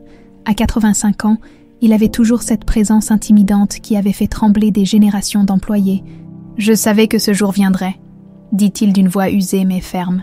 J'attendais presque avec impatience. « Marcel », commença Mathieu, se plaçant instinctivement devant sa mère et son frère. Le vieil homme leva une main tremblante. « Pas besoin de mentir ou de t'expliquer, je sais qui ils sont. » Son regard se posa sur Elisabeth. « Vous n'avez guère changé, malgré les années. Contrairement à vous, » répondit-elle froidement. Marcel s'avança lentement, s'appuyant sur une canne finement ouvragée. « Vous avez trouvé les documents, je suppose, les preuves de nos activités à la clinique. Comment avez-vous pu ?» demanda Mathieu. La voix vibrante d'indignation. « Des enfants innocents. Tu ne peux pas comprendre, » coupa Marcel. L'époque était différente. Les Lefebvre étaient au bord de la ruine après la guerre.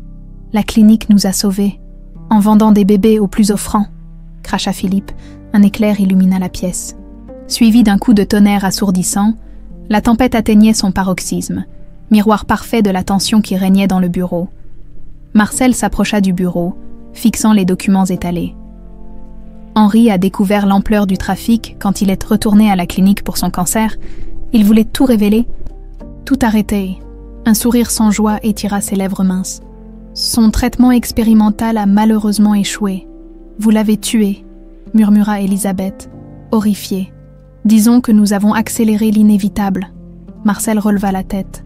Mais ce n'est pas pour cela que je suis venu vous trouver ce soir. Pourquoi? Alors, demanda Mathieu, dégoûté par l'homme qu'il avait appelé père pendant des décennies. Pour vous avertir. Marcel pointa sa canne vers la fenêtre. Sophie Lefebvre n'est pas celle que vous croyez.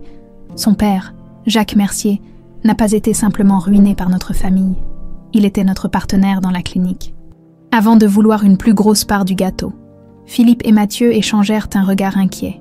Sophie ne cherche pas la justice, poursuivit Marcel. Elle veut reprendre le contrôle de l'opération. La clinique n'a jamais vraiment fermé. Elle a juste évolué. Un silence pesant s'abattit sur la pièce, rompu seulement par le crépitement de la pluie contre les vitres. « Pourquoi nous dire tout ça maintenant ?» demanda finalement Elisabeth. Marcel la regarda longuement. « Parce que j'ai promis à Henri, sur son lit de mort, que je protégerais son fils, les deux, s'il le fallait, dans la voiture. » Simone sursauta violemment quand son téléphone vibra dans sa poche. Un message de Pierre Dubois. « Où êtes-vous? Sophie Lefebvre vous cherche partout. Elle sait que vous avez vu. » Les mains tremblantes, elle composa le numéro de Mathieu. « Monsieur Lefebvre », murmura-t-elle quand il décrocha. « Je crois que nous sommes en danger. » La pluie martelait les fenêtres du bureau avec une violence redoublée lorsque Mathieu raccrocha. Le visage tendu. C'était Simone. Sophie sait qu'elle a des preuves contre elle. Elle a envoyé quelqu'un au manoir. Marcel Lefebvre s'approcha de la fenêtre, écartant légèrement le rideau de velours. Dans l'allée principale, les phares d'une voiture découpaient un chemin dans l'obscurité pluvieuse. « Trop tard !» murmura le vieil homme. « Ils sont déjà là. » Elisabeth, qui feuilletait toujours les documents, releva brusquement la tête. « Nous devons partir, immédiatement.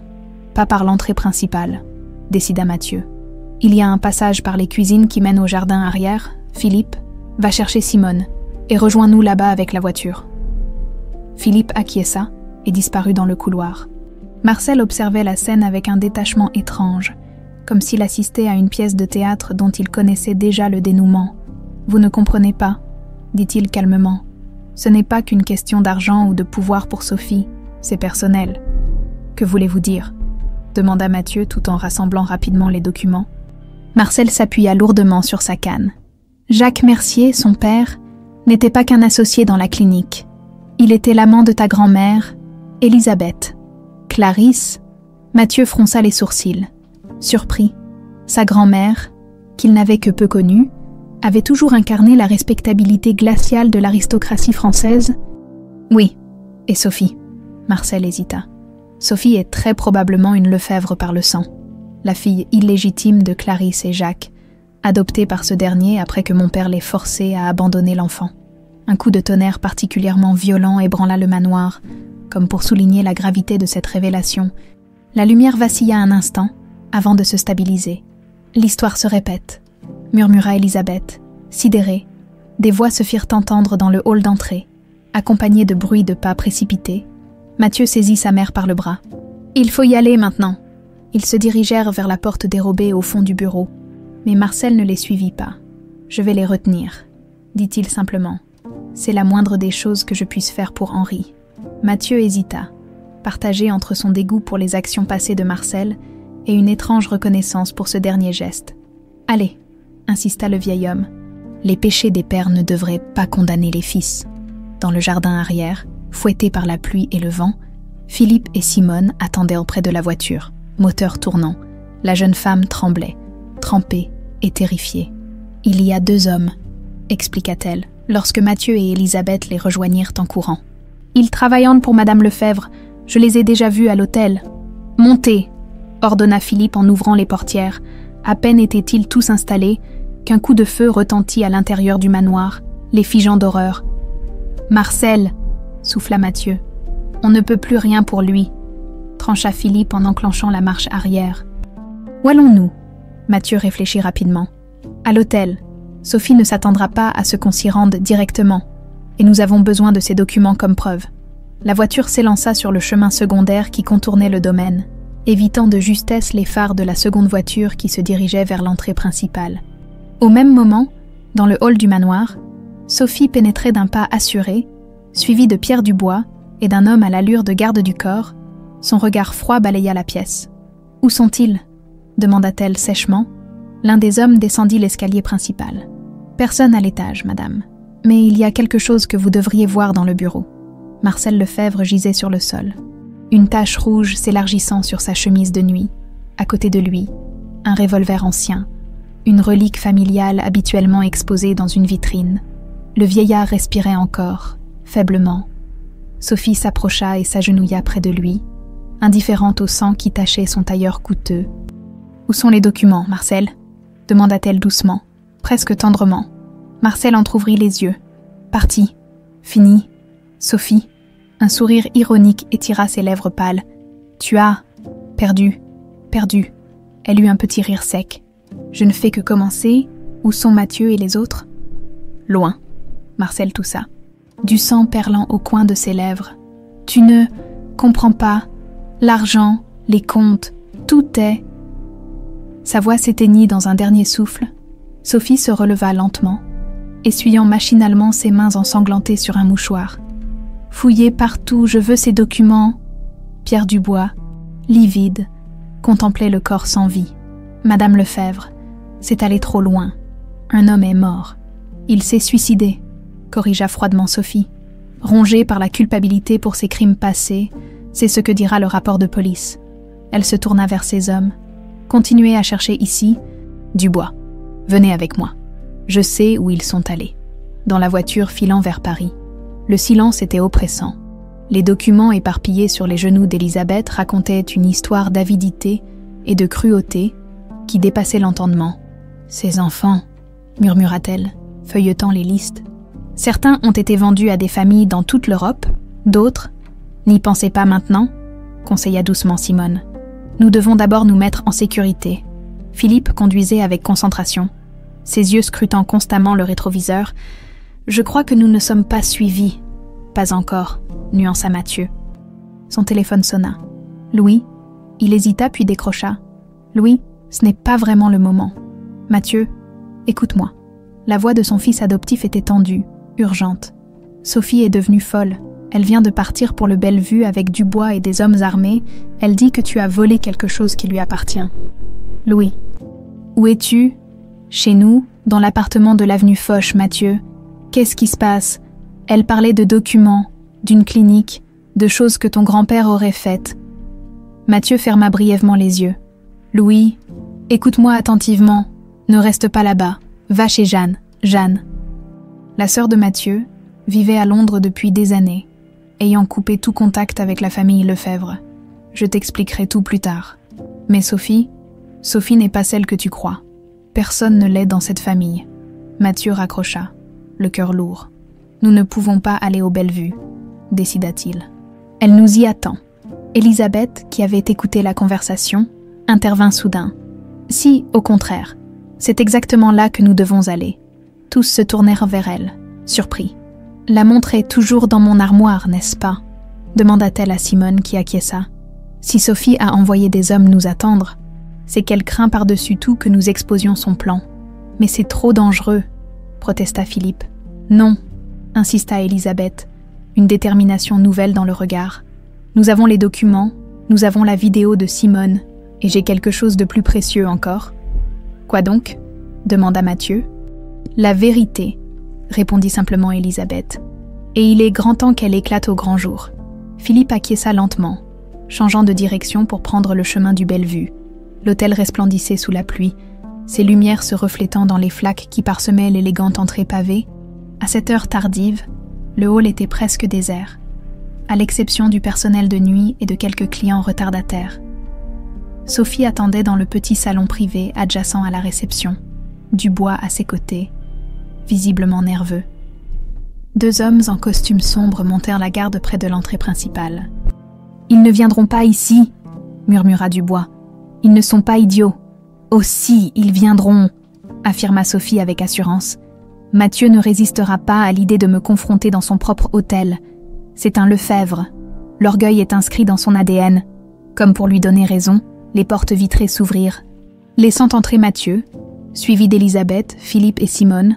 Trempés par la pluie mais la tête haute, ils avancèrent directement vers le salon privé. Sophie se leva, un sourire froid aux lèvres. Quelle touchante réunion de famille. Manque juste le patriarche, mais j'ai bien peur qu'il ait eu un accident.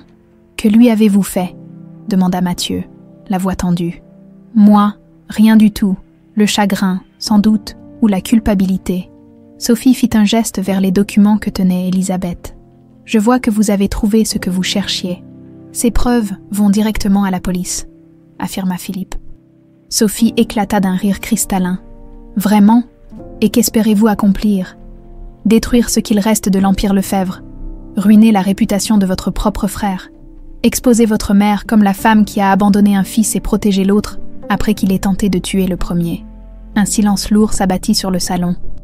Dubois regardait tour à tour les protagonistes, commençant à comprendre l'ampleur de ce qui se jouait. « Ce n'est pas à propos de nous », intervint calmement Elisabeth. « C'est à propos de tous ces enfants qui ont été victimes de la clinique du lac. Des enfants comme vous, Sophie. » La jeune femme se figea, son sourire s'effaçant instantanément. « Qu'est-ce que vous racontez ? Marcel nous a tout dit, » poursuivit Mathieu. « Sur votre père, Jacques Mercier, sur votre mère, Clarisse Lefebvre, ma grand-mère. »« Mensonge !» siffla Sophie. Elisabeth s'avança, les documents à la main. « C'est écrit noir sur blanc. Vous êtes né à la clinique du lac, adopté par Jacques après que Albert Lefebvre ait forcé Clarisse à vous abandonner, exactement comme ils m'ont forcé à abandonner Mathieu. » Le visage de Sophie se décomposa, oscillant entre incrédulité et rage. « C'est impossible. Vous vouliez vous venger des Lefebvre, » poursuivit Mathieu. « Mais vous êtes une Lefebvre par le sang, sinon par le nom. » Sophie chancela légèrement, s'appuyant contre un fauteuil. « Vous mentez pour me manipuler. Je connais ce sentiment, » intervint Philippe. « De découvrir que tout ce que vous croyez savoir sur votre famille est faux, que ceux que vous pensiez vos ennemis sont en réalité vos proches. La différence, ajouta Mathieu, c'est que vous avez choisi la vengeance là où nous cherchons la vérité et la justice. Les yeux de Sophie s'emplirent soudain de larmes de rage. Dans un geste fulgurant, elle sortit un petit pistolet de son sac et le pointa vers Mathieu. « Rendez-moi ces documents », ordonna-t-elle, la voix tremblante. « Vois. » Maintenant, Dubois s'interposa. « Madame Lefebvre, non. Écartez-vous » cria Sophie, hors d'elle. « Tout ça est à moi. L'héritage, les hôtels, la clinique, tout devrait me revenir. J'ai passé 15 ans à planifier ma vengeance, à m'infiltrer dans cette famille, à supporter cet imbécile de Louis. Sophie, je vous en prie, tenta Elisabeth, s'avançant lentement vers elle. Ne faites pas ça. Ces secrets ont déjà fait trop de mal. Un groupe de clients et d'employés s'était rassemblé à l'entrée du salon, attirés par les éclats de voix.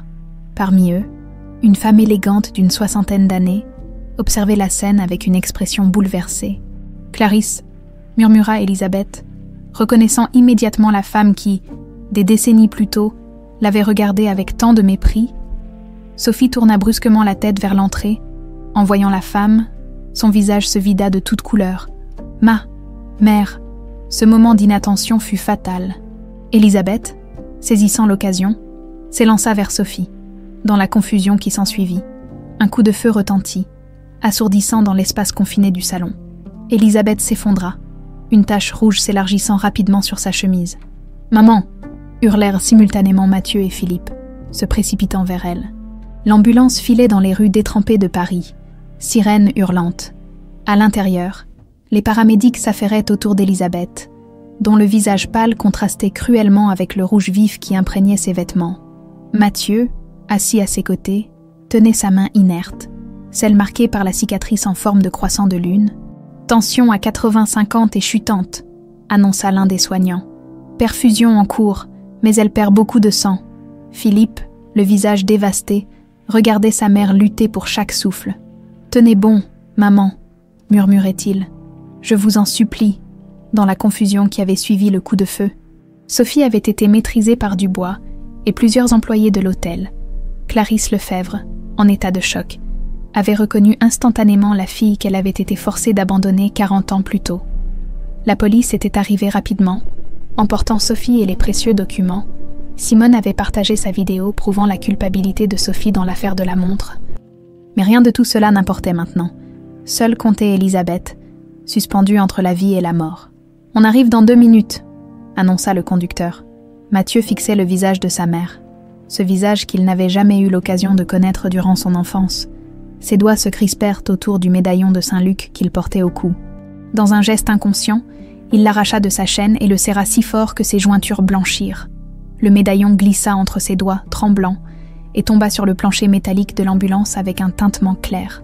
En se penchant pour le ramasser, Mathieu remarqua que le médaillon s'était ouvert complètement, révélant non seulement l'inscription qu'il avait déjà découverte, mais aussi un compartiment secret qu'il n'avait jamais remarqué auparavant. À l'intérieur, un minuscule morceau de papier plié, les mains tremblantes. Il le déplia délicatement. C'était une analyse sanguine datée de l'époque de sa naissance, indiquant un groupe sanguin rare, le même que le sien. À ce moment précis, l'ambulance s'arrêta devant l'entrée des urgences de l'hôpital Saint-Antoine, le même où, 30 ans plus tôt, Elisabeth avait sauvé la vie de son fils, femme de 75 ans, plaie par balle au thorax, hémorragie massive. Tension instable, annonçait déjà l'ambulancier à l'équipe médicale qui les attendait. Dans la salle d'attente froide et impersonnelle, Mathieu et Philippe restèrent silencieux pendant les 2 premières heures, chacun perdu dans ses pensées. Puis Mathieu tendit le médaillon ouvert à son frère. « Regarde », dit-il simplement. Philippe examina l'analyse sanguine. « C'est ton groupe sanguin. »« Oui, et le tien. Le même, je l'ai hérité de maman. » Philippe fronça les sourcils. « Pourquoi garder ça dans le médaillon ? » « Une preuve, » murmura Mathieu. « Une preuve qu'elle pourrait utiliser un jour pour prouver que je suis bien son fils. » Un médecin en tenue de bloc s'approcha d'eux. Le visage grave. « Messieurs Moreau et Lefebvre !»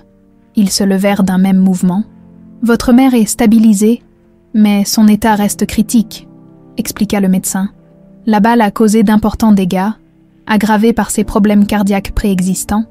Elle va avoir besoin d'une greffe de moelle osseuse au plus vite. » Je serai donneur, dirent simultanément les deux frères. Le médecin hocha la tête. Nous devrons tester votre compatibilité. Son groupe sanguin est rare, ce qui complique les choses. Mathieu sortit le papier du médaillon. C'est aussi notre groupe. Nous sommes ses fils biologiques. 2 donneurs potentiels. C'est une excellente nouvelle, répondit le médecin. Nous allons procéder au test immédiatement. Pendant que les infirmières prélevaient leur sang, Philippe regardait son frère avec curiosité. Comment as-tu vécu toutes ces années avec Marcel et les Lefebvre? Dans une cage dorée, répondit Mathieu après un moment de réflexion. Jamais vraiment aimé, juste toléré, un héritier nécessaire pour perpétuer la dynastie. J'ai eu plus de chance, admit Philippe. Maman est une femme extraordinaire, aimante, dévouée. Je l'ai manquée, murmura Mathieu. Toute ma vie, j'ai senti qu'il me manquait quelque chose d'essentiel. Une infirmière s'approcha d'eux. Messieurs, les résultats préliminaires sont prometteurs. Vous êtes tous les 2 compatibles pour le don de moelle. Un soulagement immense les submergea. Pour la première fois depuis des heures, un rayon d'espoir perçait l'obscurité. Vous pourrez la voir brièvement avant de préparer le prélèvement, ajouta l'infirmière. Élisabeth reposait dans une chambre de soins intensifs, reliée à diverses machines qui surveillaient ses constantes vitales. Son visage semblait paisible malgré les tubes et les bandages. Mathieu et Philippe s'approchèrent doucement de chaque côté du lit. « Elle a l'air si fragile », murmura Philippe. « Mais elle est forte », répondit Mathieu. « Elle a survécu à tout ce que la vie lui a infligé jusqu'ici. » Élisabeth ouvrit faiblement les yeux, semblant d'abord désorientée, puis son regard se posa alternativement sur ses 2 fils. « Mes garçons », murmura-t-elle d'une voix à peine audible. « Vous êtes là, tous les 2. Nous sommes là, maman, » répondit doucement Mathieu, serrant sa main. « Et nous n'irons nulle part. » Le médaillon, tenta d'articuler Élisabeth. « Je l'ai ouvert, » confirma Mathieu. « J'ai trouvé l'analyse sanguine. Nous allons te donner notre moelle osseuse, maman, Philippe et moi. » Une larme glissa sur la joue d'Élisabeth. « Je voulais tant vous protéger, tous les 2, mais je n'ai fait que créer plus de souffrance. »« Tu nous as protégés ?» affirma Philippe. « Et maintenant, c'est à notre tour de te protéger. » L'infirmière revint, signalant qu'il était temps de préparer le prélèvement avant de quitter la chambre. Mathieu se pencha pour embrasser le front de sa mère. « La vérité nous a libérés, maman, » dit-il doucement, faisant écho à l'inscription du médaillon. Exactement comme tu l'avais prédit, pendant le prélèvement, Mathieu, bien qu'à demi conscient sous l'effet de l'anesthésie légère, ressentit une étrange paix, comme si chaque cellule de moelle prélevée emportait avec elle un fragment de rancœur, de doute et de solitude qui l'avait habité toute sa vie. À côté de lui, Philippe vivait une expérience similaire. Le destin avait pris un tour inattendu, transformant sa quête de vengeance en une mission de guérison. Guérison de sa mère, mais aussi des blessures invisibles qui avaient remarqué leur famille pendant 3 générations. À son réveil, une infirmière lui apprit que l'opération d'Élisabeth avait commencé. « Votre frère est déjà dans la salle d'attente », ajouta-t-elle. « Frère », ce mot résonnait étrangement à ses oreilles, comme une mélodie à la fois nouvelle et familière. Dans la salle d'attente, Mathieu n'était pas seul. Louis était là, ainsi que Clarisse Lefebvre, le visage marqué par des décennies de secrets et de regrets. « Comment va-t-elle » demanda Philippe en rejoignant le petit groupe. « Toujours au bloc », répondit Mathieu. « Les médecins sont confiants, mais l'opération est délicate à son âge. » Clarisse s'approcha timidement de Philippe. « Je suis désolée pour tout ce qui s'est passé, » dit-elle doucement. « Votre mère, Élisabeth, est une femme remarquable. »« Elle l'est, » confirma Philippe, surpris par cette apparente sincérité. Louis, qui était resté silencieux jusqu'alors, se tourna vers Mathieu. « La police a tout, les documents, les témoignages, les preuves vidéo. Sophie est en garde à vue. Elle a avoué l'intention de reprendre les activités de la clinique. Je n'arrive pas à croire qu'elle ait pu me cacher tout ça pendant des années, » ajouta-t-il, visiblement dévasté. Mathieu posa une main sur l'épaule de son fils adoptif. « Nous avons tous été manipulés, Louis, par Sophie, par Marcel, par des générations de mensonges. Qu'est-ce qui va se passer maintenant ?» demanda Louis. « Pour l'entreprise, je veux dire. Je n'en sais rien, » admit Mathieu. « Et honnêtement, pour le moment, je m'en moque. Tout ce qui compte, c'est qu'Élisabeth survive. Les heures s'écoulèrent lentement. À l'aube, alors que les premiers rayons du soleil chassaient enfin les nuages d'orage, le chirurgien vint à leur rencontre. « L'opération s'est bien passée », annonça-t-il. « Nous avons réparé les dégâts causés par la balle et procédé à la greffe de moelle. Les prochaines 48 heures seront cruciales. Mais je suis optimiste. » Un soulagement collectif envahit la petite assemblée. Clarisse essuya discrètement une larme, tandis que Louis serrait Mathieu dans ses bras. « Quand pourrons-nous la voir ?» demanda Philippe. « Elle est en salle de réveil. Dès qu'elle sera installée en soins intensifs, vous pourrez la voir quelques minutes. » Mathieu s'approcha de son frère. « Je viens de réaliser quelque chose. Nous lui avons tous les deux donné notre moelle osseuse. Une partie de nous vit maintenant en elle, comme une partie d'elle vit en nous depuis notre naissance. La boucle est bouclée, » murmura Philippe, ému par cette image, dans la chambre de soins intensifs. Élisabeth dormait paisiblement. La pâleur de son visage avait cédé la place à une légère teinte rosée. Premier signe que la greffe fonctionnait, ses deux fils s'installèrent à son chevet, veillant sur son sommeil comme elle avait veillé sur eux, à sa manière, pendant toutes ces années. Mathieu tenait le médaillon ouvert dans sa paume. « Tu sais ce qui est étrange, pendant toute ma vie, j'ai porté ce médaillon sans jamais l'ouvrir complètement, comme si, inconsciemment, je n'étais pas prêt à affronter la vérité qu'il contenait. Et maintenant, je comprends enfin pourquoi j'ai toujours ressenti ce vide. Ce n'était pas seulement l'absence d'une mère. C'était l'absence de vérité dans ma vie. » Élisabeth remua légèrement, ses paupières frémissant avant de s'ouvrir lentement. Son regard se posa sur ses fils, et un faible sourire éclaira son visage. « Vous êtes toujours là, » murmura-t-elle. « Nous serons toujours là, maman, » promit Mathieu, serrant doucement sa main. « J'ai fait tellement d'erreurs, » souffla Élisabeth. « J'ai cru que vous protéger signifiait vous garder séparés, vous cacher la vérité. Tu as fait ce que tu pensais être juste, » répondit Philippe. « Dans des circonstances impossibles, j'ai quelque chose à vous demander, » dit-elle, sa voix gagnant en force. « Quand je serai rétablie, j'aimerais reprendre la médecine. Pas comme chirurgienne, bien sûr, je suis trop vieille, mais peut-être enseigner, transmettre ce que je sais. »« Tu seras une professeure extraordinaire, » affirma Mathieu avec émotion. Le médecin entra pour vérifier les constantes d'Élisabeth. « Les résultats sont excellents, » annonça-t-il après examen. « La greffe semble bien prise. Votre mère a une force de vie remarquable. » En quittant l'hôpital ce matin-là, Mathieu et Philippe marchèrent côte à côte en silence, épuisés mais apaisés. La tempête avait cessé, laissant derrière elle un Paris lavé, presque purifié, sous un ciel d'un bleu éclatant. « Qu'est-ce que tu vas faire maintenant ?» demanda finalement Philippe. « Avec les Lefebvre, je veux dire. » Mathieu réfléchit un moment. Tout transformer, déterrer tous les secrets, réparer autant que possible les torts causés. « Et toi ?» Je pensais retourner aux États-Unis. Mais Philippe hésita. « Je crois que ma place est ici maintenant, près de vous deux. » Mathieu sortit le médaillon de sa poche et l'observa une dernière fois, avant de le tendre à son frère. « Garde-le. J'ai eu ma part de vérité. Maintenant, c'est ton tour. » Philippe accepta le médaillon, ému. « Tu sais, quand j'ai pris l'identité de Nicolas Mercier pour infiltrer ton entreprise, je n'aurais jamais imaginé que ça se terminerait ainsi. La vie réserve parfois des surprises plus étranges que la fiction, » répondit Mathieu avec un léger sourire. Comme deux frères qui se retrouvent après 3 décennies, unis par le sang qu'ils viennent de donner à leur mère. Dans la poche de Philippe, le médaillon de Saint-Luc semblait enfin libéré de son fardeau, tout comme les 3 membres de cette famille, si longtemps séparés. 1 an s'était écoulé depuis cette nuit d'orage qui avait changé à jamais le destin de la famille Lefebvre-Moreau. Paris s'éveillait sous un soleil printanier, la Seine scintillant comme un ruban d'argent entre les monuments séculaires, devant l'entrée principale du Bellevue, rebaptisé Hôtel Harmonie. Une foule élégante attendait patiemment. L'imposante façade du bâtiment avait conservé son charme belle époque. Mais un changement subtil s'était opéré, au-dessus de l'entrée.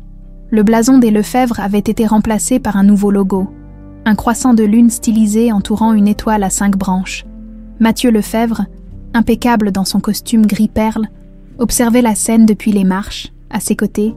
Philippe, élégant et détendu, ajustait sa cravate avec une légère nervosité. « Tu crois qu'elle est prête ?» demanda Philippe, vérifiant sa montre. « Elle attend ce moment depuis tellement longtemps. » répondit Mathieu avec un sourire confiant. Bien sûr qu'elle est prête. Une limousine noire s'arrêta devant l'hôtel. Le chauffeur ouvrit la portière arrière, révélant Elisabeth Moreau, radieuse malgré ses 76 ans. Elle portait une tenue élégante et sobre, mais ce qui attirait tous les regards était la blouse blanche de médecin par-dessus et l'insigne de professeur émérite épinglé sur sa poitrine. Ses 2 fils descendirent les marches pour l'accueillir. Chacun lui offrant un bras, Elisabeth se redressa, son regard embrassant la façade rénovée de l'hôtel où elle avait travaillé comme femme de ménage pendant 15 ans. « C'est magnifique !» murmura-t-elle, émue. Les 3 avancèrent ensemble vers l'estrade installée dans le hall principal. Des journalistes, des dignitaires et d'anciens patients d'Elisabeth se pressaient pour assister à l'événement. Parmi eux, Simone, désormais directrice du service d'étage, veillait à ce que tout soit parfait. Louis Lefebvre, qui avait repris la direction opérationnelle des hôtels pendant que Mathieu se concentrait sur la restructuration de l'empire familial, s'avança pour accueillir le trio. « Grand-mère », dit-il affectueusement à Elisabeth, l'embrassant sur les 2 joues. Ce terme, qu'il avait commencé à utiliser quelques mois auparavant, remplissait toujours Elisabeth d'une joie indicible. Mathieu prit place devant le pupitre. « Mesdames et messieurs, merci d'être venus si nombreux pour l'inauguration de l'aile cardio-thoracique Lefebvre-Moreau du nouvel institut de formation médicale. » Des applaudissements polis accueillirent ces paroles. Pendant des décennies, la fortune des Lefebvre a été construite sur des fondations douteuses, des secrets inavouables et une exploitation sans scrupules. Aujourd'hui, nous tournons définitivement cette page sombre. Un murmure parcourut l'assistance. Depuis le scandale qui avait éclaté après la mort de Marcel et l'arrestation de Sophie, la presse avait largement couvert les révélations sur la clinique du Lac et les activités de la famille Lefebvre, la décision de Mathieu d'ouvrir tous les dossiers, d'indemniser les victimes et de consacrer une part importante de la fortune familiale à des causes sociales, avait été saluée unanimement. L'Institut qui ouvre aujourd'hui ses portes formera des médecins et des infirmières spécialisés, avec un accent particulier sur l'éthique médicale, et je ne connais personne de mieux placé pour diriger ce programme que le DEUR, Elisabeth Moreau. Mathieu tendit la main vers sa mère, l'invitant à le rejoindre, debout côte à côte. La ressemblance entre eux était frappante, malgré les années qui les séparaient. « Merci, Mathieu », dit Elisabeth en prenant sa place au pupitre. « Il y a un peu plus d'1 an. J'étais encore femme de ménage dans cet hôtel, nettoyant des chambres et des salles de bain.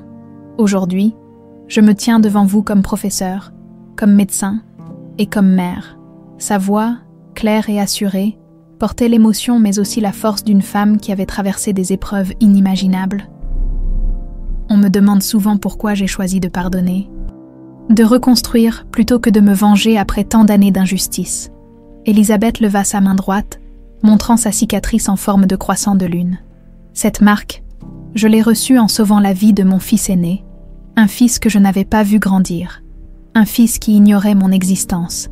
Elle me rappelle que certaines blessures, quand on les accepte par amour, peuvent devenir notre force la plus grande. Philippe, debout à côté de son frère, essuya discrètement une larme. Lui qui avait consacré tant d'années à cultiver sa haine et préparer sa vengeance, avait découvert une liberté inattendue dans le pardon. L'Institut Lefebvre-Moreau n'est pas seulement un lieu de formation médicale, poursuivit Elisabeth. C'est un symbole d'espoir et de rédemption.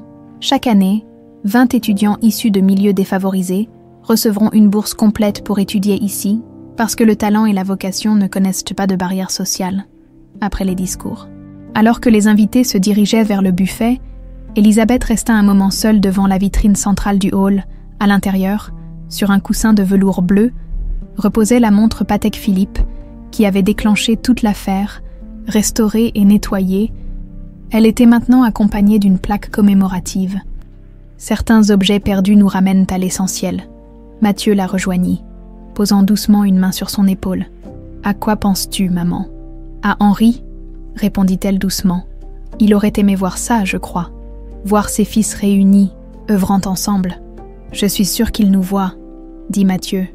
D'une certaine façon, Philippe les rejoignit, accompagné de Simone, dont il s'était considérablement rapproché ces derniers mois. « Le médaillon est prêt, » annonça-t-il. Ils se dirigèrent ensemble vers une niche discrète, aménagée près de l'entrée de la nouvelle aile médicale, sous un éclairage tamisé. Le médaillon de Saint-Luc avait été monté dans un écrin spécial qui permettait de voir à la fois sa face externe et l'inscription cachée à l'intérieur. « La vérité te libérera, mon fils. E.M. » « C'est parfait, » murmura Elisabeth, profondément émue. « Un rappel permanent de notre histoire, » confirma Mathieu. Pour que personne n'oublie jamais l'importance de la vérité et du pardon. Pendant la réception qui suivit, les 3 membres de cette famille si longtemps séparés restèrent proches, savourant simplement le bonheur d'être enfin réunis. Louis s'occupait des invités avec l'aisance d'un hôte accompli, tandis que Clarisse Lefebvre, qui avait entamé sa propre démarche de rédemption, conversait discrètement avec d'anciens employés du Bellevue. Sophie, condamnée à une longue peine de prison pour son rôle dans la tentative de relancer les activités de la clinique du Lac, avait finalement accepté de coopérer avec les autorités, permettant l'identification et l'indemnisation de dizaines de victimes à travers l'Europe. En fin d'après-midi, alors que les invités commençaient à se disperser, Elisabeth s'isola un moment dans le jardin intérieur de l'hôtel. Elle s'assit sur un banc de pierre, sous un jeune cerisier en fleurs. Philippe la retrouva là, s'asseyant silencieusement à ses côtés. « Tu sembles pensive, » remarqua-t-il après un moment. « Je pensais à toutes les vies qui ont été brisées par les secrets des Lefebvre, » répondit-elle doucement. « À toutes les mères qui, comme moi, ont été séparées de leurs enfants, mais qui, contrairement à moi, n'ont jamais eu la chance de les retrouver. » Philippe prit sa main, celle marquée par la cicatrice. « C'est pour elles aussi que tu fais tout ça, n'est-ce pas ? L'Institut, les bourses, la fondation. » Elisabeth acquiesça. Une façon de donner un sens à toute cette souffrance. Mathieu les rejoignit, portant 3 coupes de champagne. « À quoi trinquons-nous » demanda-t-il en leur tendant les verres. « À l'avenir » proposa Philippe. « Non » corrigea doucement Elisabeth. « Au présent, à ce moment précis où nous sommes tous les 3 réunis, l'avenir nous appartient, mais c'est dans le présent que nous devons apprendre à vivre. » Ils levèrent leurs verres au soleil couchant, les derniers rayons faisant scintiller le liquide doré. « Tu sais, » dit Mathieu à sa mère, « pendant toutes ces années où tu nettoyais les chambres du Bellevue, tu n'as jamais cessé d'être un médecin dans l'âme, de prendre soin des autres à ta manière. »« Et toi ?» répondit-elle en souriant. « Malgré l'éducation froide que tu as reçue, tu n'as jamais cessé d'être mon fils, généreux, compassionnel, juste. » Philippe leva à nouveau son verre, aux cicatrices qui guérissent, aux vérités qui libèrent, et à cette famille que rien ne séparera plus jamais. Alors qu'il savourait ce moment de paix durement gagné, le soleil disparaissait lentement derrière les toits de Paris, teintant le ciel de nuances d'or et de pourpre. Une nouvelle époque commençait pour les Lefebvre-Moreau, construite non plus sur des secrets et des mensonges, mais sur la vérité, le pardon et la rédemption. Dans le hall de l'hôtel, la montre Patek Philippe continuait de marquer les heures. Témoignage silencieux que le temps, malgré ses blessures, finit toujours par révéler la vérité, et parfois, comme pour cette famille longtemps brisée, par offrir une seconde chance.